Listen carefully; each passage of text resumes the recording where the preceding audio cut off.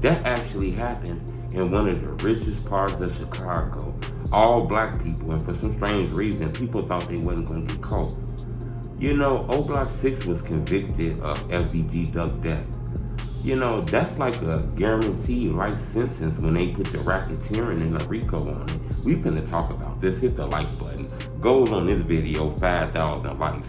It's a lot of talk about what happened, you know. This is a newer video. A lot of them videos just recently dropped. I got the newest update for you. I'm finna explain to you these charges.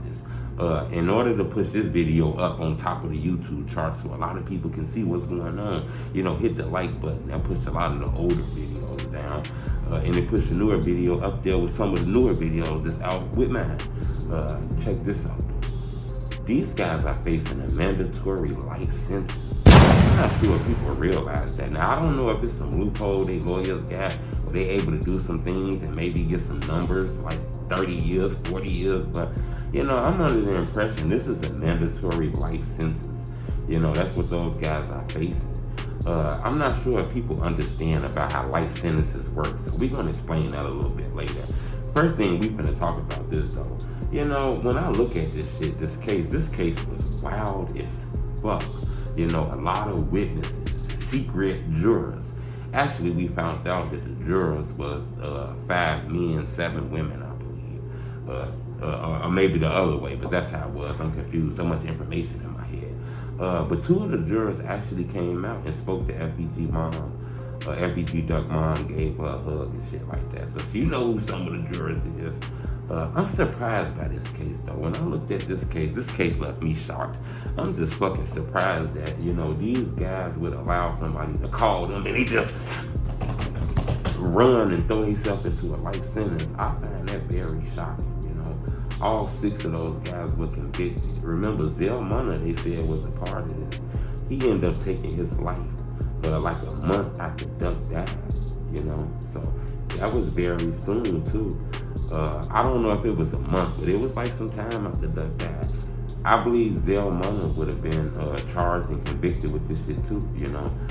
As crazy as that's it, and they said that. Another thing that I wanted to talk about that I think is crazy is that Teezy, when you look at this shit, when I studied this case, Teezy is the oldest one. I believe he like 34, pushing on 35. The guy gonna be 40 soon. For him to take this chance, you know, to just throw his life away was very crazy to me. He should have knew better. You know, Muwop, you know, C-Thing, you know, they were younger. They were in their 20s and shit like that. I believe everybody else was 30 or something like that. So it was a lot of older people on this case, and it was 2 younger people on this case. And I think with Zell Munner too, you know, that's kind of shocking that, you know, one of these guys and say, hey, we ain't gonna move like that. That ain't the right thing to do downtown. This is the area where you'll go to jail. People keep saying King Von. Yeah, I think Von hated this life of Duck. You know, I think they had their issues. He hated Duck, you know, the way everybody else hated Duck from his area. But I don't think Von would have moved like this, in my opinion, you know. You gotta think about it. Von was very slick. He was very, very fucking slick, you know. Think about it. When he got down on Quando Rondo, he used his knuckles. Now that don't mean that, you know, that was a good idea because he ended up losing his life. But he knew his police around, all kind of shit. He used his knuckles. Think about it, in Atlanta. The police didn't know who arm hanging out the fucking window shooting. They thought it was Dirk on. They said it was King Von on. Then on the case with Wooski brother, he somehow maneuvered around and was able to beat that case. Wooski didn't. Wooski brother didn't. You know, 2 people on a murder case. One able to beat it, one had to serve time. So I think Von was kind of slick. He was smart, you know. He knew how to slip out of handcuffs and shit. I don't think Von would have came downtown in a broad daylight and shot the building up and shit like that and killed the rapper and thought that when nobody gonna want to get justice in a rich neighborhood like that. Me personally, I don't know if Von would have moved that fast. Now maybe he would have. So you know, don't play. I don't know. You know, I think it is dangerous though for some of the people who testified. Some of the people who got on that stand, I think they need to move around, you know, careful. Because looking at social media, a lot of people love those guys that got arrested.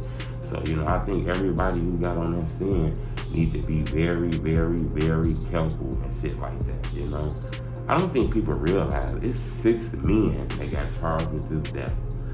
And then Duck ended up losing his life. So that's 7 men altogether. Ezel Munna, he lost his life. That's 8 men altogether. It's not gonna be around their kids no more.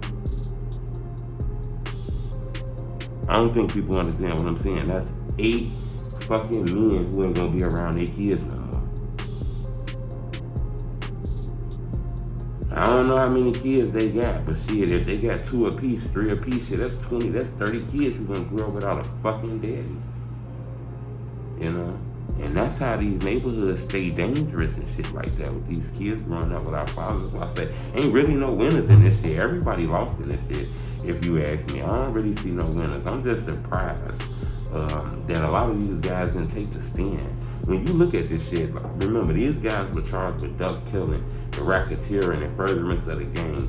But a couple of them beat the charges of shooting duck girlfriend, blah, blah, blah, blah, blah, blah, blah, blah.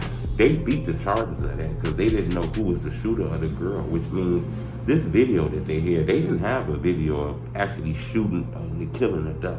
They didn't have a clear video of that. Or even if they had a video, they did not have, you know what I'm saying, the visual of duck dying. So far what I did hear. So these guys could have probably got on that stand and came up with a lie, a finesse, because the video footage of these guys in Oblock and shit, they could have said, look, we got dropped off at the corner. You know, I remember that day. Oh yeah, I remember that day. I got in the car, I hear him drop me off at the corner, and I got out right there. That's one of the spots where the camera didn't pick up. You know, these guys should have came up, maybe got on the stand and said something, because if they didn't know who shot his girlfriend and it wasn't a clear video of the shooting, then all they got is video of these guys getting in the car. Hey, they dropped me off at my girl house that day. That might have would have put some doubt. I'm not saying it would have, but I think not taking a stand, nobody snitched, nobody cooperated, nobody got on the stand to do anything. I think that might have been bad. Remember, this is a fair case. I get you don't supposed to get on the stand. They gotta prove you guilty, but man, this is a fair case. These guys facing a lot of time. That's a lot of fucking calendars. Waiting for the last one to hit December.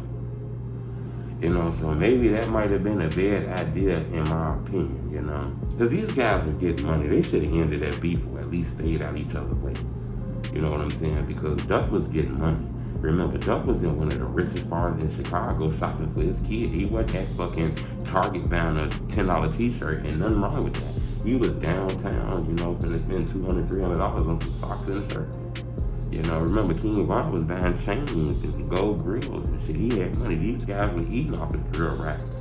You know, I think they should have put that beef to the side, you know, because they made it. They won. This shit is a race. They fucking won. It was just almost to the point of being major. But I think they should have, you know what I'm saying, maybe put that shit to the side. In my opinion, as crazy as that is, mandatory life sentences is what these guys are facing.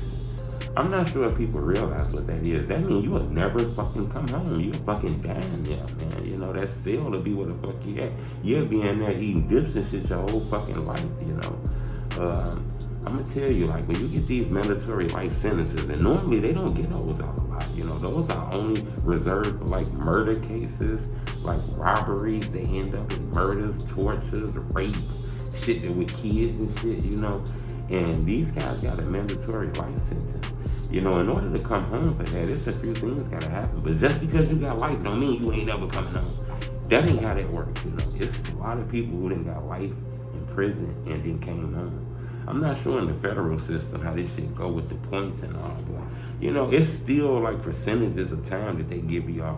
I'm not sure how much you gotta serve all your time, but it is a percentage in this shit that I look at when I study this shit.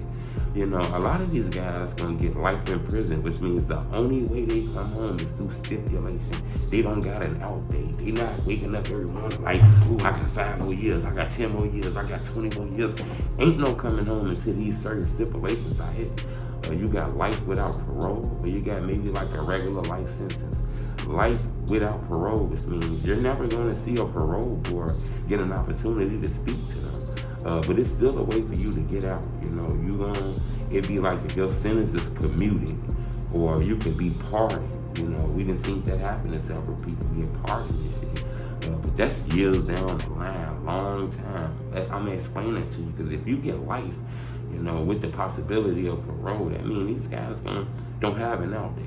They're just hoping that maybe, I believe the parole be like every 20,